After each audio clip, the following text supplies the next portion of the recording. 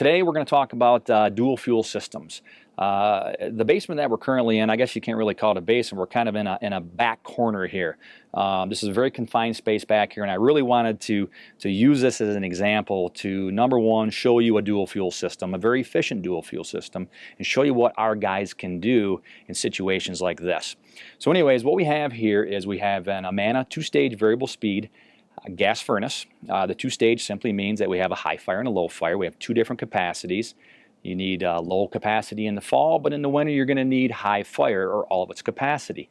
The variable speed part of it talks about basically the motor, the blower motor that distributes the air throughout the house. It's a very, very electrically efficient motor. And we've had great success with it pushing air to parts of the home that you may have never had air before. So basically that's coupled with an outdoor unit, which is called an air source heat pump. And we'll touch on that briefly in a little bit. So basically what happens is we're going to, the thermostat's going to dictate what we need to do. So if the thermostat says, hey, you know, we need air source heat pump, it's going to turn the air source heat pump on. If the thermostat says, hey, we need gas furnace, it's going to turn the gas furnace on. What we have at the exhaust of the furnace is we have a test port.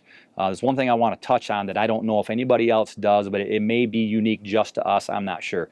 A combustion test.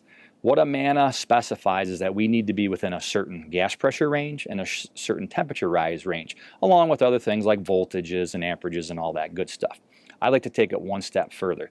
We have a test port on the unit that we put a combustion analyzer into, and we actually do a combustion test. The combustion test is the actual best way to see how efficient your system is running, how efficient your furnace is running. And that tells us if there's any problems on startup, any problems on shutdown, and so on and so on. We're briefly going to talk about the air source heat pump portion of this dual fuel system.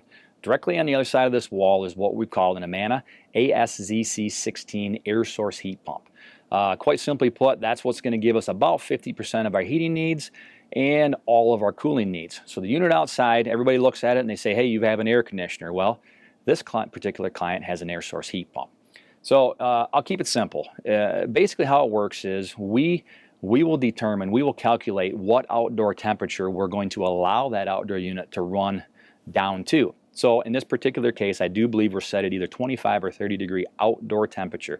Simply means that we will allow the heat pump to come on down to that temperature. So let's say it's 25 degrees and it drops to 24 degrees. The thermostat's going to recognize that. It's going to say, hey, we don't want you on. We probably don't have enough BTUs to absorb from the outside air to bring it into the indoor coil. We're going to shut you off. We're going to leave the gas furnace on. That's really going to help you in the spring and in the fall, because in the spring and in the fall you do need some heat, but you don't need all of the BTUs that your gas furnace is going to give you.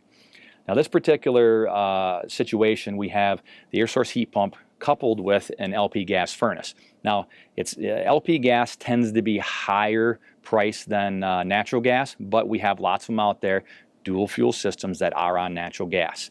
Take for a quick example my house. My house, when I was on propane gas, I'm on natural gas now. When I was on propane gas, I had a regular air conditioner and I had a two-stage variable speed furnace, quite similar to this one. When I installed the air source heat pump, my utility bills dropped about 39%. Now, what will happen is my propane consumption came down considerably, but my electrical consumption went up. The difference between the two was about 39% savings. That's a payback of about a year or two. Now that I have natural gas, I still run my air source heat pump, but what I do is I say, okay, natural gas is cheaper than propane, so therefore I'm going to only allow my air source heat pump to run to about 35 degrees. Anything below 35 degrees, we turn on the natural gas portion of the furnace. The average customer sees about 15 to 50% in savings on a dual fuel system.